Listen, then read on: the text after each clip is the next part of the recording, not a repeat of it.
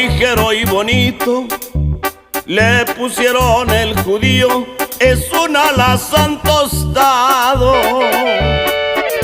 Para hacer historia vino su dueño y unos amigos a Veracruz lo llevaron. En la cuenca el Papaloapan, en el carril de las Piñas, ganó su primer carrera. 9 más acumuladas de Veracruz a Oaxaca, contra bestias muy ligeras.